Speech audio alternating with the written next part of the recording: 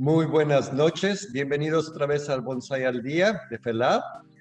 Hoy tenemos el agrado de tener a Armando Azusa y a Lorenzo Contreras que nos van a platicar sobre un tema no tanto lo típico normal que vemos de bonsai, que queremos aprender un poco más, pero también queremos aprender todo lo que conlleva y lo que está unado junto con bonsai, tanto de las mesas, las macetas, y un tema muy particular y muy especial que tiene su propia rama artística es la parte de Suisekis.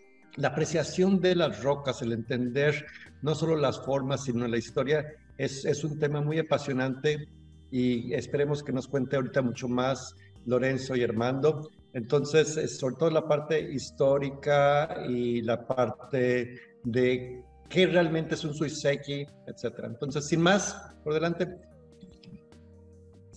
si pueden empezar. Perfecto, comienzo y bueno, agradezco mucho la invitación que me han hecho a participar en esta reunión. Yo, bueno, no hablaré específicamente del Suiseki, hablaré en general sobre el tema de la apreciación de la naturaleza en las culturas de Asia del Este y, bueno, cómo van evolucionando, de qué principios eh, filosóficos, espirituales, parte toda esta costumbre. Voy a compartir una presentación, espero que esto sea del agrado. Armando, perdón, no quiero avanzar. Soy Armando Azúa. En realidad, yo en este tema del bonsai del Suiseki soy muy nuevo. Yo soy profesor de historia y de cultura de Asia del Este, China, Japón, Corea. Y entonces, bueno, desde ahí es de donde les voy a hablar, ¿no? El tema que les presentaré es la apreciación del paisaje en la tradición Zen, o también llamada Chan, porque hay que recordar que el Zen es el nombre japonés de esta tradición que viene originalmente de China. Todo el tema de la apreciación perdón, déjenme más que acomode aquí porque me está tapando las pantallas. Este tema de la apreciación de la naturaleza tiene orígenes muy antiguos, se basa en distintas escuelas espirituales. Es difícil llamarles religiones en cierto sentido, más bien hablemos de escuelas espirituales, no necesariamente de China, sino incluso también desde de la lejana India. Entonces vamos a hacer un poco como resumen de lo que veremos, de lo que presentaré en los próximos minutos. Partiré del brahmanismo, ¿sí? En el brahmanismo donde la naturaleza se aprecia porque todo forma parte de un absoluto, lo animado, lo inanimado, nosotros y la misma naturaleza es parte de este Brahman, como le llaman ellos. Luego el taoísmo, ¿sí? La búsqueda de encontrar la armonía entre el individuo y su entorno, y el confucianismo, que también lo que pretende a través de la naturaleza es encontrar un reflejo de un orden celestial, de un orden universal. También el Shinto es una tradición originaria de Japón, y que también se terminará por aportar algo al tema de la apreciación de la naturaleza. En el Shinto la idea es que todo en la naturaleza posee un espíritu, para finalmente llegar al budismo, el budismo en general y concretamente el budismo zen, que propone el alcanzar el despertar. A veces se dice la iluminación, pero es mucho más correcto hablar del despertar a la conciencia universal a través de la meditación, y para alcanzar esa meditación de alto nivel, ¿sí? Pues la naturaleza aporta un elemento importante. Entonces, bueno, este es un poco el resumen de lo que iremos viendo. Primero vamos a hablar del brahmanismo. Brevemente, el brahmanismo o la religión védica surge hace aproximadamente 3.500 años en la India, y la idea central del brahmanismo es que todo, absolutamente todo, forma parte del Brahman. El Brahman a veces se identifica con un dios, pero es algo distinto a un dios. El Brahman es el absoluto. Un poco el concepto que los griegos antiguos también llamaban el cosmos. Uh-huh. Todo forma parte del Brahman, incluso los dioses forman parte del Brahman, nosotros formamos parte del Brahman, para esta religión védica, la naturaleza también forma parte del Brahman, ¿sí? Por lo tanto, contemplar la naturaleza y los lugares en los cuales los dioses han tenido sus historias, etcétera, no es más que una forma de contemplar a este concepto absoluto del cual nosotros somos parte. La naturaleza, los paisajes, las rocas, los árboles, todo es una manifestación de este absoluto y todos formamos parte de ella. Es decir, que al yo observar, claro, ellos en la religión védica hace 1500 años todavía no tienen bonsai, no tienen suiseki, pero sí aprecian la naturaleza, y ellos al observar estos objetos naturales se están observando a sí mismos. Es una forma de acercarse a una conciencia propia, que esa conciencia propia es parte de la conciencia universal. Sin embargo, y a pesar de que, de que todo lo que nos da la naturaleza es parte de este Brahman, hay ciertos lugares que son especiales, porque ahí ocurrió una historia, ahí pasó algo. Estos lugares se consideran cargados de una especial energía y van a ser representados de manera recurrente en las artes, ¿sí? En la música ritual, por ejemplo, en los cantos del brahmanismo se hace referencia a ciertas montañas, por ejemplo, el monte Meru, un monte recurrente en la tradición brahmánica, ¿sí? Y es interesante porque la jardinería, que desafortunadamente no tenemos ninguna manifestación que sobreviva hasta esta época, estamos hablando de épocas muy remotas, pero sabemos que en los jardines, por ejemplo, se representaba con rocas principalmente el monte Meru, este monte donde residían algunas divinidades, o el río Ganges, o el río Brahmaputra. Estos ríos solían representarse en los jardines. Repito, no nos queda ninguna manifestación, pero era constante. Aquí justamente vemos el símbolo del Om, ¿sí? Esta idea del hinduismo, que de hecho es un mantra que repiten constantemente, el Om, es en cierta medida el nombre del Brahman, el nombre del absoluto, pero también implica este símbolo y este sonido Om, implica que uno es parte de este absoluto, ¿no? No hay aquí representaciones propias de la naturaleza, es una tradición muy, muy antigua, pero bueno, nos queda esta idea. Las montañas, los ríos, las rocas, los árboles, los animales, todos somos parte de este Brahman, de este absoluto, las estrellas incluso, ¿no? El brahmanismo, si tiene algo, es que maneja dimensiones temporales y espaciales impresionantemente vastos. Para el brahmanismo, el universo ha existido por millones de años. ¿Sí? Los ciclos de vida del Brahman, de este absoluto, son incomprensibles para nosotros. Son números que escapan digamos, a nuestra comprensión, quizá ya para los grandes matemáticos no, pero para la gente común y corriente son números impresionantemente grandes. Y es impresionante que a pesar de esta vastedad del tiempo y del espacio, sean capaces también de encontrar que una cascada, que una montaña manifiesta ese absoluto infinito. Bien, del brahmanismo me detendré mucho menos porque obviamente es un antecedente mucho más remoto. Pero ya vamos acercándonos, cruzamos la cordillera del Himalaya, llegamos a China y aquí nos encontramos al taoísmo, una de las escuelas base para entender la cultura china.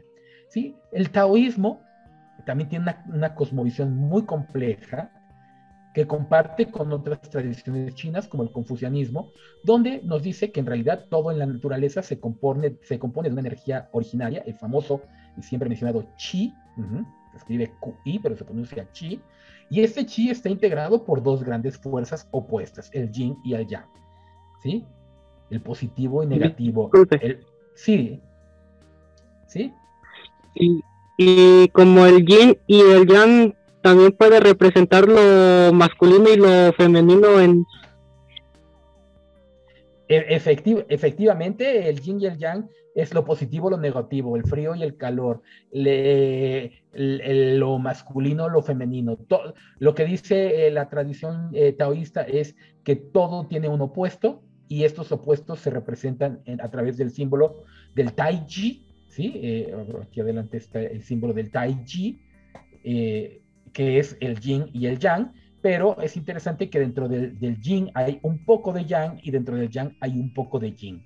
Esos puntitos que luego vemos, pues nos quieren decir que dentro del yang está presente el yin y dentro del yin está presente el yang, es decir, que todo en la naturaleza se compone de eso.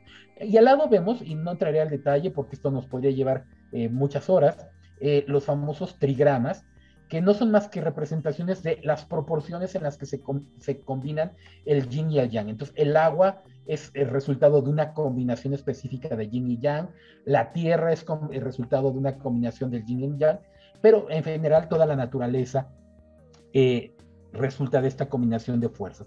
Por lo tanto, si en el brahmanismo yo y la naturaleza somos parte de la misma conciencia absoluta, en el yin en el taoísmo, tanto la naturaleza como yo estamos compuestos de la misma materia, ¿no? Apreciar la naturaleza, en pocas palabras, también es tomar conciencia de uno mismo, porque estamos hechos de lo mismo. Todos los seres humanos nos componemos exactamente lo mismo. Entonces, aquí está este símbolo del Taiji con el yin y el yang, las dos fuerzas opuestas, y el carácter chino de Tao, ¿sí? O camino, ¿sí? El Tao es la búsqueda del chi, la búsqueda del chi y la explicación de cómo se componen o cómo se reparten el yin y el yang. Observar una montaña erosionada, por ejemplo, para el taoísta, es observar que la naturaleza está, que está en una constante combinación. Este reparto de yin y yang, siempre, de hecho, bueno, pero me regreso, el hecho de que estén como estas dos fuerzas que se encima una en otra, nos representa movimiento. El yin y el yang siempre están, pero siempre están cambiando de lugar. Nada es constante. Y es interesante porque así como yo cambio, las montañas también cambian. Cuando yo observo una montaña erosionada, estoy observando que la distribución de yin y yang, el chi, es constantemente en movimiento, ¿sí? La materia observo la inmanencia de la materia. Es muy interesante que sabemos, y aquí sí, porque ahora vamos a ver una imagen, que ya desde hace unos 2000 años aproximadamente los monjes taoístas comenzaron en sus templos a llevar ciertos elementos de la naturaleza para recrear pequeños y medianos jardines, justamente con esta idea de demostrar la inmanencia, el cambio constante en la naturaleza. Y estos objetos que ellos en un primer momento llevan para explicar este cambio constante terminaron con el paso de los años en convertirse en objetos de culto, y de hecho es justamente aquí donde encontramos las manifestaciones más antiguas del Penjing, ¿sí? O estos jardines en miniatura. Justamente aquí vemos una pintura en una gruta que fue parte de un templo, que es parte de un templo taoísta en China, donde indudablemente, pues aquí lo que vemos es este monje taoísta con una representación de la naturaleza. En cuanto a técnicas, en cuanto a nivel de avance, no lo conocemos, pero por lo menos este tipo de imágenes ya son evidencia suficiente de que en los templos había estas representaciones paisajísticas. Y además, bueno, también bueno, esto ya es muy, muy posterior, como los templos taoístas normalmente siempre estaban rodeados de los grandes jardines chinos que están hechos para contemplar este movimiento constante de las fuerzas de la naturaleza. También aquí pondré algunas otras imágenes de la jardinería china. En la jardinería china siempre vamos a encontrar elementos de rocas, y las rocas preferentemente erosionadas, agua, plantas, y algo que es muy importante en la jardinería china es la presencia de construcciones. Esto es un poco diferente a la jardinería japonesa, donde la construcción siempre es externa. En la construcción china, la construcción es parte del jardín, que también el hombre es parte de este movimiento eterno del yin y el yang. Dentro de estas representaciones, bueno, sabemos que hay jardines, en los jardines hay rocas, plantas, y bueno, también encontramos arreglos florales. La floristería también es parte manifestaciones. Todo esto tiene que tener, representa la naturaleza con los 5 elementos, y estos elementos combinados correctamente provocan un buen movimiento de energías, lo cual pues traerá elementos positivos para la gente que vive en esos lugares, ¿no? No solamente estos jardines, también las artes taoístas suelen estar constantemente haciendo referencias a la naturaleza. Por ejemplo, un elemento constante en la pintura taoísta es la presencia de los llamados pinos dragón, que normalmente, bueno, aquí no se alcanza a ver muy bien por la calidad de la imagen y el tamaño, pero aquí abajo hay agua. En la pintura del pino dragón siempre está presente un pino, una roca y agua. Para los taoístas da exactamente lo mismo tener el jardín pequeño o el jardín grande, o tener una pintura. Lo que es importante es la naturaleza. Constantemente me recuerda este movimiento de las fuerzas del yin y el yang, etcétera, ¿no? Repito, esto va a evolucionar a épocas más modernas en el llamado Feng Shui, que hoy en día, pues bueno, tanto se menciona. Aquí, estas son fotografías. Armando, Sí. Armando, una pregunta te hacen aquí. Disculpe, tengo una duda. Si un paisaje en miniatura se puede solo conformar por piedras erosionadas. En la tradición taoísta, no. Esto es importante que preguntan esto. En la tradición taoísta, no. En la tradición japonesa, sí. En la tradición zen, por supuesto que sí. De hecho, es la base del jardín zen, el jardín seco. Pero en la tradición taoísta, no. En la tradición taoísta tendría que haber vegetación, no necesariamente agua, por las cuestiones de la dificultad de tenerla ahí, pero por lo menos rocas y plantas sí debería de haber. Esto caracteriza al jardín taoísta. Estas fotografías son de un templo taoísta que hoy en día sigue en funcionamiento. Está en la ciudad de Taipei, en Taiwán. Es el templo de Longshan. Es un templo bellísimo. Además es muy, muy visitado por los turistas también. Y algo que es impactante, lo digo porque yo visité este templo hace algunos años, es que lo primero que uno ve en cuanto entra al templo son estos jardines con cascadas. Claro, son cascadas artificiales porque están en el centro de la ciudad, pero justamente con esta idea de al observar el jardín, entender la inmanencia de la materia. Todo está en constante movimiento. Es muy interesante porque obviamente las plantas van cambiando de acuerdo con la estación. No se puede ver quizá una erosión de una piedra, etcétera, pero por lo menos las plantas que están en este jardín, que es un jardín muy, muy bien cuidado, con peces, etcétera, nos reflejan. El agua en movimiento también es símbolo de que las fuerzas están constantemente en movimiento. Y justamente aquí, lo que veíamos hace rato en esa pintura de más de casi 3000 años, aquí lo vemos justamente en estos árboles. Y perdone aquí, pido toda una disculpa porque, como les dije al principio, yo no soy especialista en el tema. No son propiamente bonsai, porque bueno, no, el bonsai es el nombre japonés, y aquí alguien seguramente me podrá decir cómo se llaman en la tradición china, pero aquí los observamos en el templo como objetos de culto. De hecho, vean los árboles y vean cómo se les colocan ofrenda a estos árboles. No sé si alguien me dice ahora, acepto esta observación, porque además, repito, es algo que yo no sé, ¿no? Pero vean, justamente tenemos estos árboles, como llamaré yo, en mi ignorancia les llamaré bonsai, pero no son bonsai porque son de la tradición china. Recordemos que Taiwán, bueno, hay problemas políticos, sigue la tradición china. Y repito, esto es como pueden ver en la fotografía, esto es algo del día de hoy, ¿no? Esto sigue ocurriendo en este templo taoísta de Longshan en Taipei. Si algún día van a la ciudad de Taipei, visiten ese templo, es increíble, increíble. Para el confucianismo también la naturaleza es importante, mucho menos que para el taoísmo. A diferencia del taoísmo, el confucianismo rechaza que la naturaleza tenga alguna connotación mágica, espiritual. Sin embargo, sí, los confucianos van a ver en la naturaleza como un reflejo de un orden, o parte, mejor dicho, de un orden universal. un orden de la naturaleza, una especie de ley universal. Yo observando la naturaleza puedo aprender, ¿sí? El orden de la naturaleza que yo tengo que replicar en la Tierra. Eh, por lo tanto, el letrado confuciano, aquí no hablamos de un sacerdote, hablamos de un erudito, de un letrado, cultiva la observación de la naturaleza como un medio para aprender, ¿sí? Y poner en práctica este orden de la naturaleza.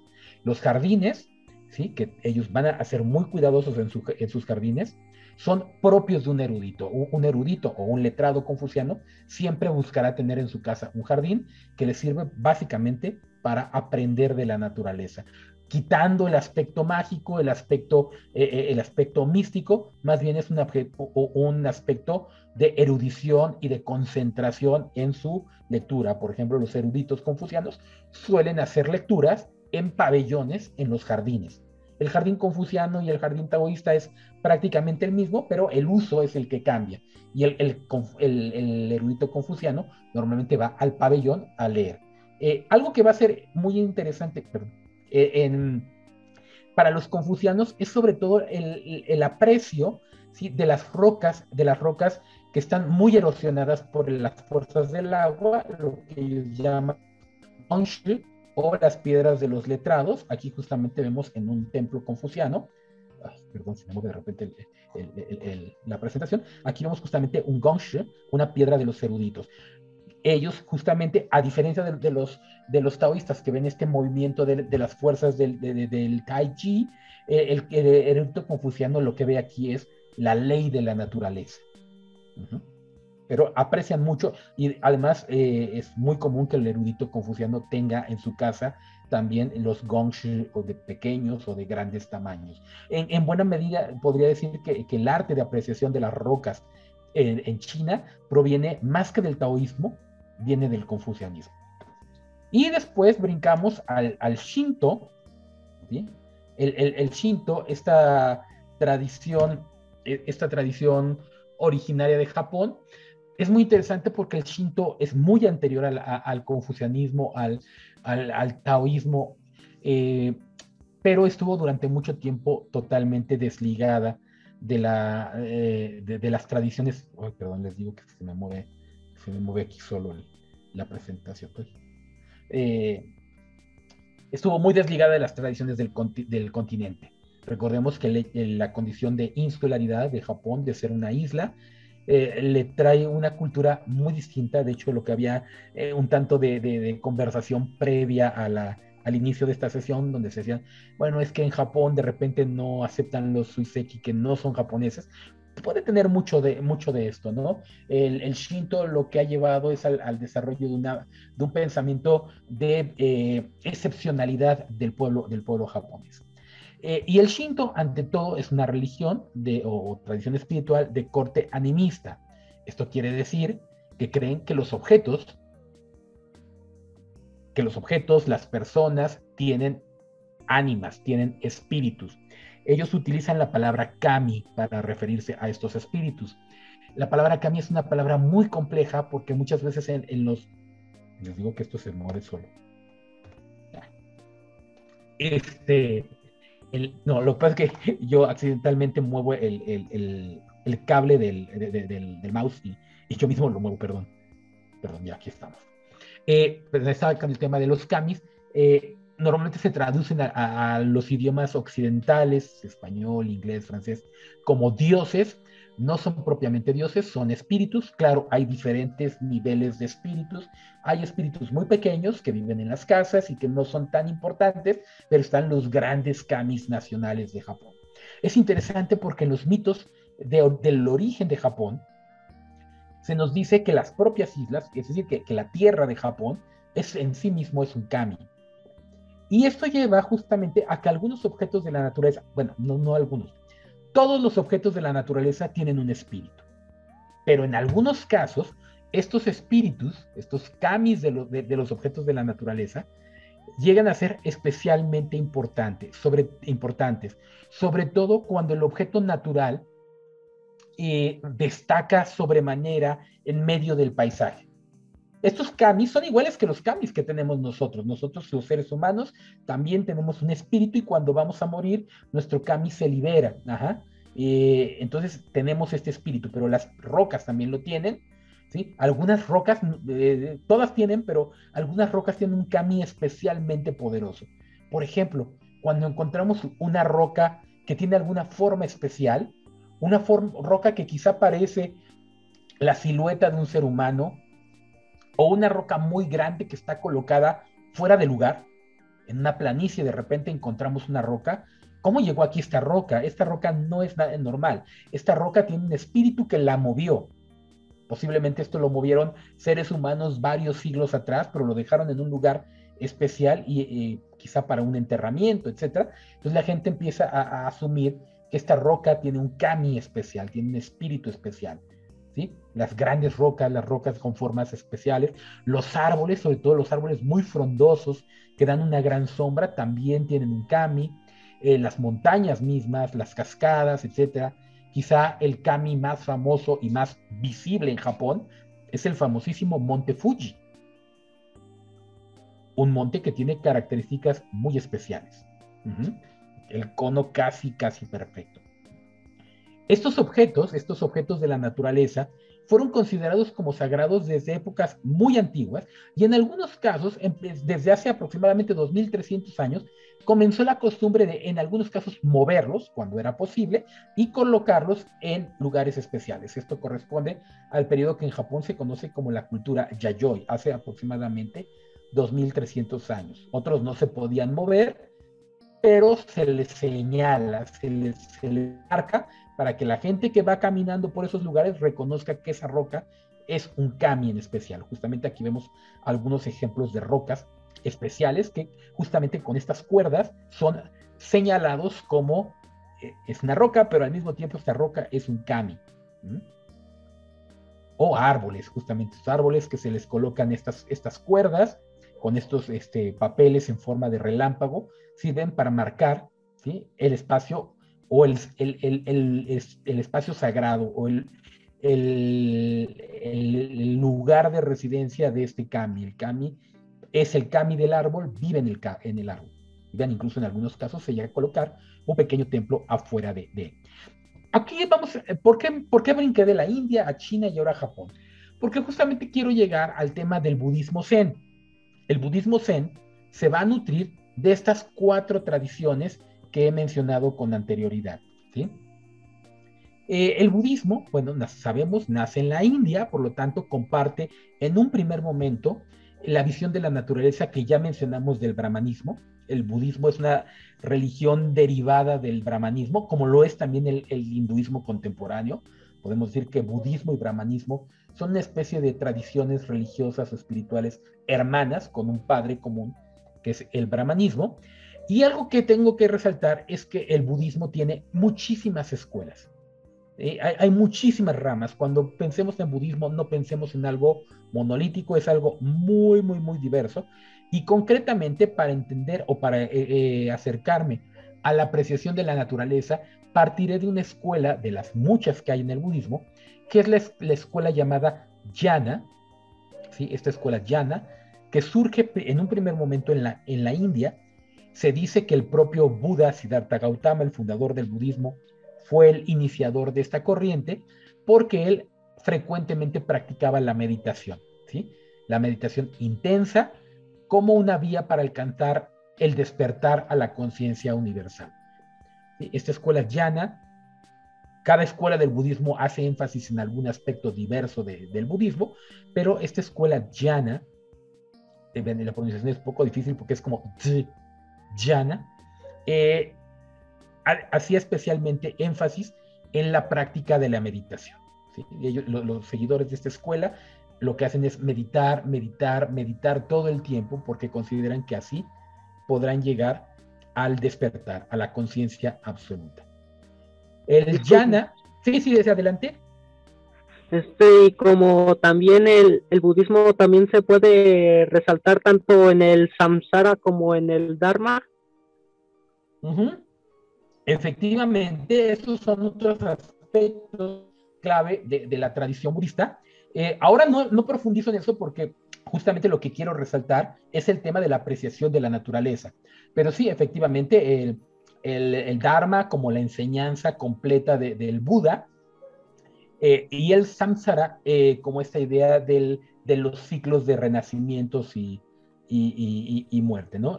Sí, efectivamente son enseñanzas propias del budismo, ¿sí? Nada más que, bueno, para hablar de la apreciación de la naturaleza, creo que la meditación es la más importante que hay que resaltar en este momento. Bueno, También te preguntan, Armando, sobre los yokai, que si pueden ser buenos o malos. bien, que esa es una pregunta muy, muy divertida, muy buena. Los yokai, y que además también están muy vinculados también con elementos de la naturaleza. Los yokai son una variante de los kami, que son espíritus. Hay muchas interpretaciones de qué es un yokai. Un yokai a veces se dice que es un kami que ha perdido seguidores, que ha sido olvidado. Otras veces son espíritus de objetos de uso cotidiano que al ser arrumbados un tanto como que se molestan, podríamos decirlo, y toman conciencia. Eh, en pocas palabras también son espíritus también.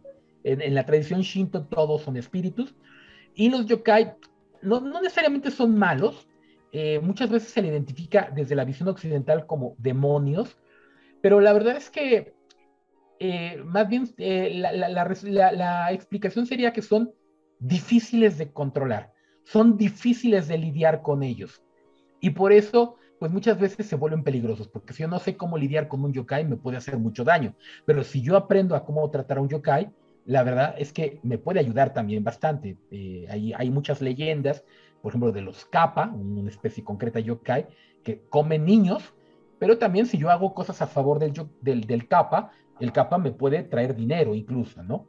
Es un tema muy interesante, es un tema muy, muy amplio, pero es interesante, bueno, para vincularlo con la naturaleza, que normalmente los yokai están muy vinculados con los ríos, con las fuentes de agua. Ujú. Bien, entonces continuamos, el budismo llega a China aproximadamente en el año cero de nuestra era, y la escuela llana llega un poco después, llega alrededor del siglo primero, pero algo que será interesante de la escuela llana al llegar a China es que va a entrar en contacto con el taoísmo, que ya hablábamos hace un momento, y se van a entender perfectamente bien, ¿sí? En la escuela llana de meditación y el taoísmo se fusionan porque, sobre todo porque son escuelas, podríamos decir, que dan más importancia a la reflexión que a la acción. De hecho, el taoísmo tiene este principio del wu wei, el no hacer, dejar que la vida fluya y aprender a moverse en el flujo de la vida. Y el llana, sobre todo por su trabajo en la meditación, pues también podría parecer un tanto una escuela pasiva. No es que lo sea, pero así se puede entender en cierto medio. Entonces, poco a poco, el budismo, el budismo llana y el taoísmo empiezan a fusionarse y ya alrededor del siglo V vemos la aparición del llamado budismo Chan. ¿Sí? El budismo Chan, que es un budismo que retoma del llana el tema de la meditación. Aquí pongo una imagen. Esto es de la India, más bien de la escuela llana más que del Chan, donde vemos un monje, un monje meditando, perdón, un monje meditando. Posiblemente no es un monje, posiblemente es un bodhisattva, es decir, es un monje que ya alcanzó un cierto grado de despertar, de iluminación. Simplemente para ilustrar la práctica meditativa del Chan. El Chan es una escuela muy interesante que va a tener muchos adeptos en China y después en Japón, porque se quita de las manos todo este tema del debate intelectual. Hay ramas del budismo que son muy intelectuales, muy racionales y que buscan dar explicaciones muy complejas, que la verdad a la gente del pueblo le resultan un tanto ociosas porque no lo entienden. Son campesinos que no tienen tiempo para sentarse a leer sutras y explicaciones. Y el budismo Chan, este nuevo budismo que está surgiendo, es un budismo muy práctico.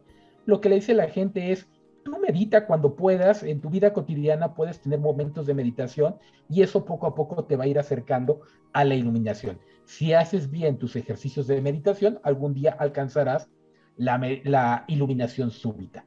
No tienes que ser un intelectual, no tienes que ser una persona muy preparada, no tienes que convertirte en monje para alcanzar la iluminación. Aprende los métodos de meditación, que teóricamente son sencillos, ya la práctica es otra cosa, pero en la teoría son muy sencillos. Tú aprendes esto y algún día puedes alcanzar esta iluminación, que finalmente es el objeto del budismo. Y esto pues, lo vamos a encontrar presente en el budismo Chan. Pero justamente aquí es donde la naturaleza, la apreciación de la naturaleza juega un papel importantísimo. Ya que para hacer una buena meditación, los monjes budistas del Chan chino, empiezan a utilizar diferentes caminos, diferentes Tao. Los Tao son técnicas para meditar mejor, para alcanzar una mejor meditación. Y para algunos, la observación, la contemplación de la naturaleza ayuda muy bien en el camino de la meditación. ¿Por qué? Porque dicen, cuando yo centro mi mirada o mi centro de meditación en un objeto de la naturaleza, empiezo a vaciar mi mente de todas las cosas que me estorban. Entonces, primero lo que se trata es llenar el recipiente, que es mi mente, del objeto de la naturaleza, y una vez que tengo mi mente llena del objeto contemplado, ¿sí?, puedo abstraerme e irme a pensar en el absoluto. Entonces, primero, llenarlo de algo en especial para vaciarlo de todo lo inútil, y ya que está lleno de ese objeto, ahora sí, también deshazte de este objeto.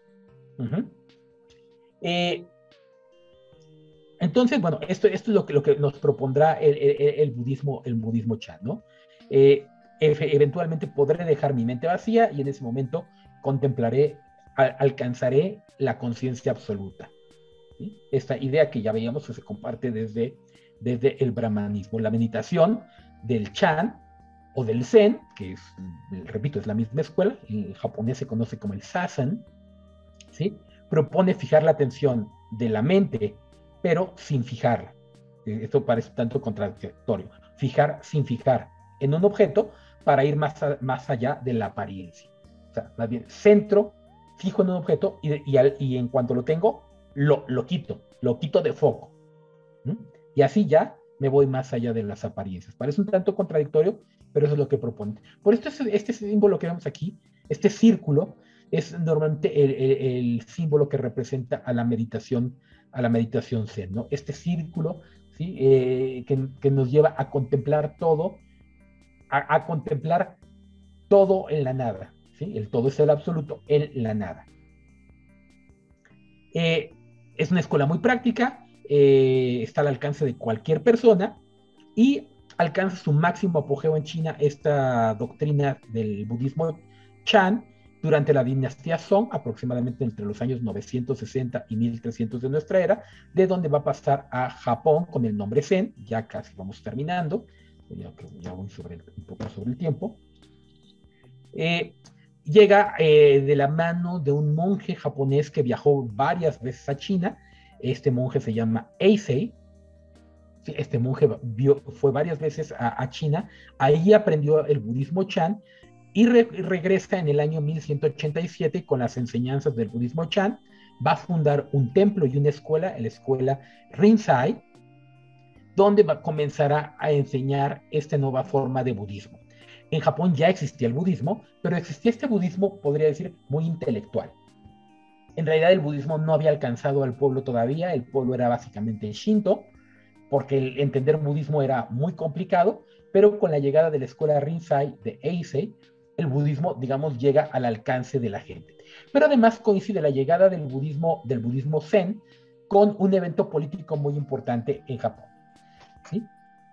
Justamente en esos años, unos pocos años antes, de 1187, en el 1184, hubo un cambio político donde se va a fundar un nuevo gobierno llamado Shogunato Kamakura, encabezado por este señor, este es Eisei, perdón, este es el monje Eisei, ¿sí?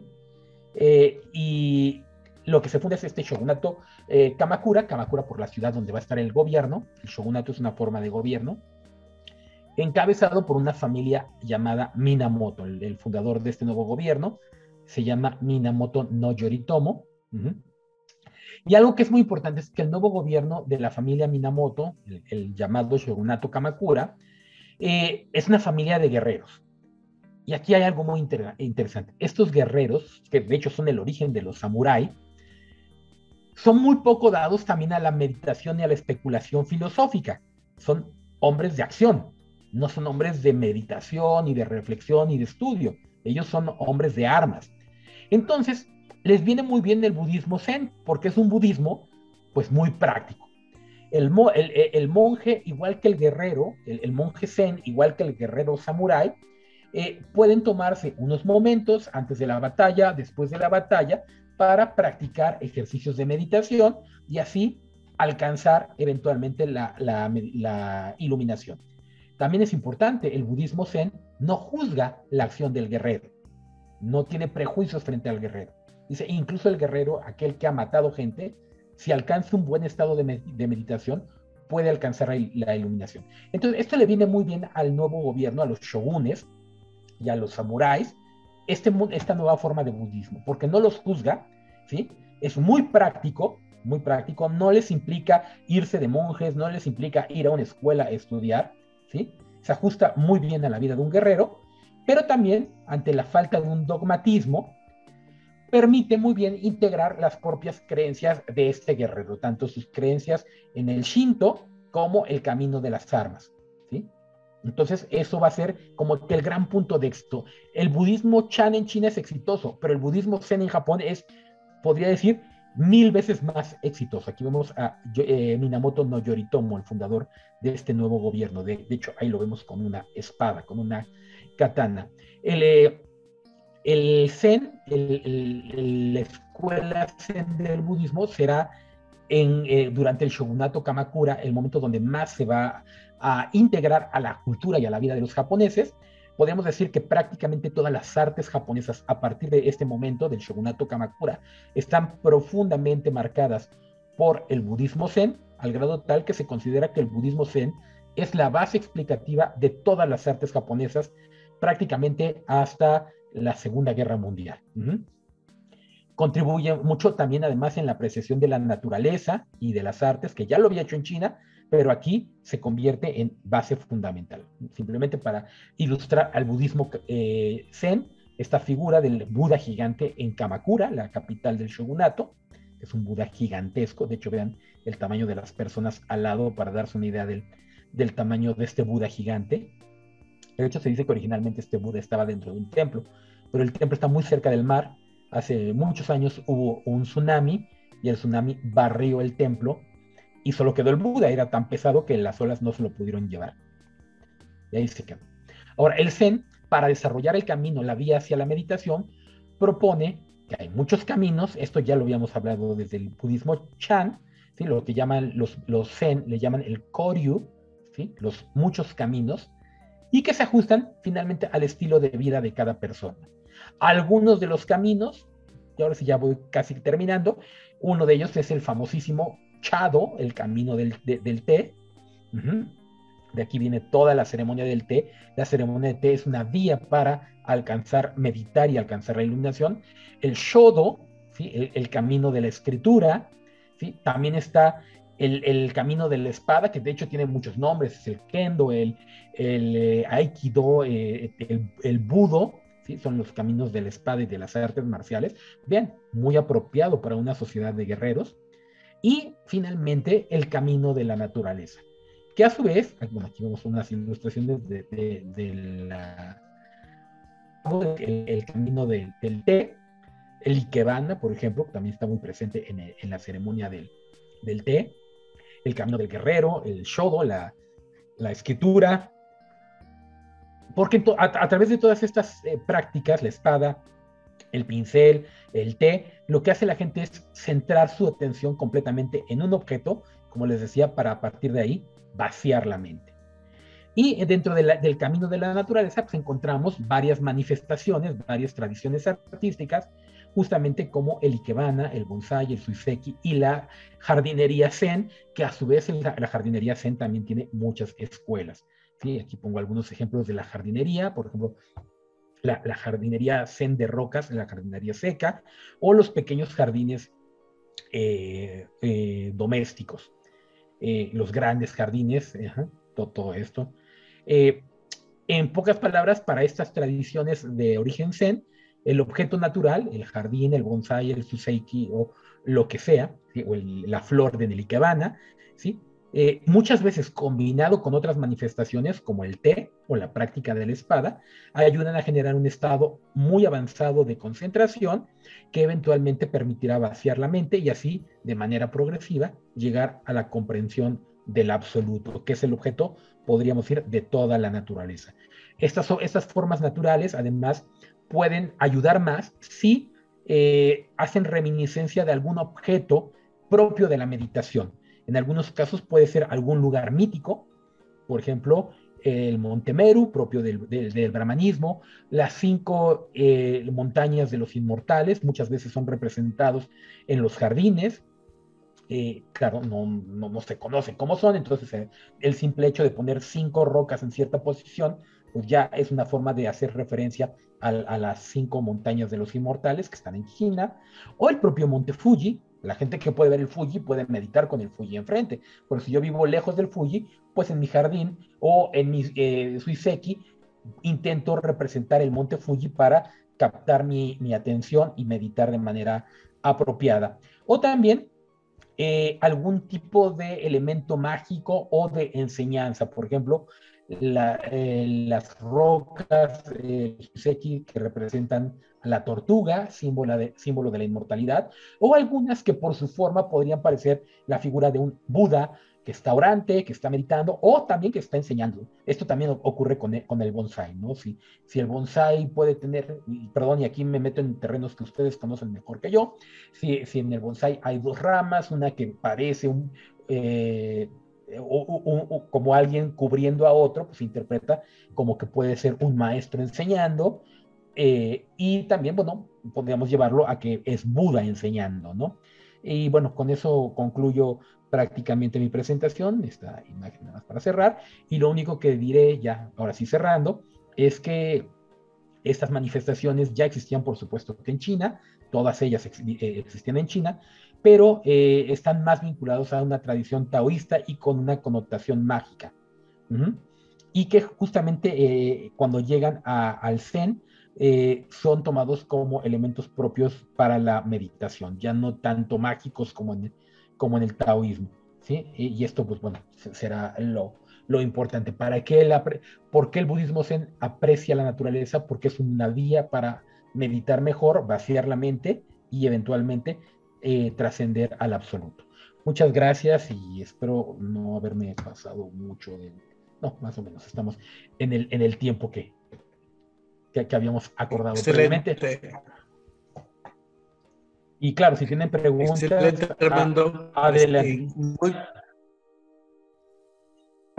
Muy buena presentación. No sé si hay alguna duda. Si hay alguna duda, todos pueden escribirlas en el chat y posteriormente, durante la presentación de Lorenzo, volvemos a platicar con Armando, pero sí, fue muy alentador y muy bueno conocer parte de la historia y a más detalle.